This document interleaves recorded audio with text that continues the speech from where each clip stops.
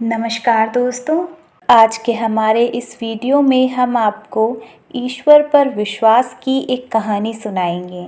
अगर आपको ये कहानी अच्छी लगे तो वीडियो को लाइक करें। साथ ही अगर आपने अभी तक हमारे चैनल को सब्सक्राइब नहीं किया है तो सब्सक्राइब करें, बेल आइकन दबाएं, जिससे हमारे हर वीडियो की नोटिफिकेशन आपको मिलती रहेगी। तो चलिए शुरू करते हैं। जाड़े का दिन था और शाम होने को आई थी। आसमान में बादल छाए थे। एक नीम के पेड़ पर बहुत से कौवे बैठे थे। वे बार बार काँव काँव कर रहे थे और एक दूसरे से झगड़ा भी कर रहे थे। इसी समय एक मैना वहाँ आई, उसी पेड़ की एक डाल पर बैठ गई। मैना को देखते ही कौवे उस पर टूट पड़े।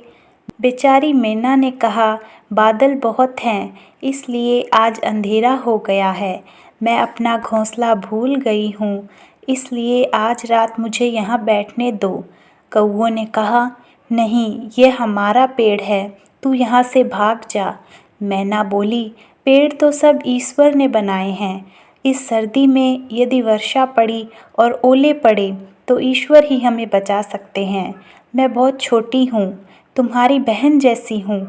तुम लोग मुझ पर दया करो और मुझे भी यहाँ बैठने दो। कौवों ने कहा, हमें तेरी जैसी बहन नहीं चाहिए। तू बहुत ईश्वर का नाम लेती है, तो ईश्वर के भरोसे यहाँ से चली क्यों नहीं जाती।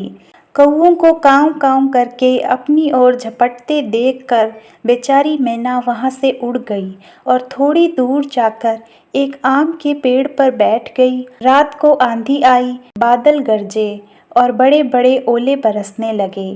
कौवे काँव काँव करके चिल्लाने लगे। इधर से उधर थोड़े बहुत उड़े, परंतु ओलों की मार से सब के सब घायल हो गए और ज़मीन पर गिर गए। बहुत से कौवे मर गए।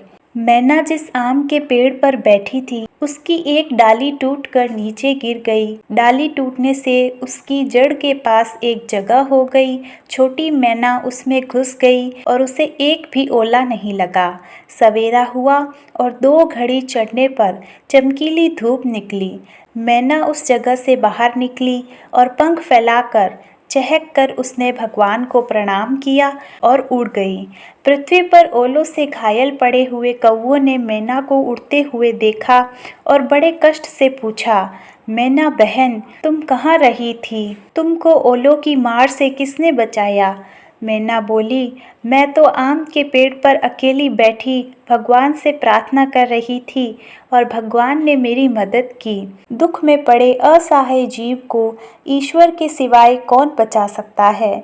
जो भी ईश्वर पर विश्वास करता है और ईश्वर को याद करता है, ईश्वर सभी आपत्ति विपत्ति में उसकी सहायता करते हैं और उसकी रक्षा करते हैं।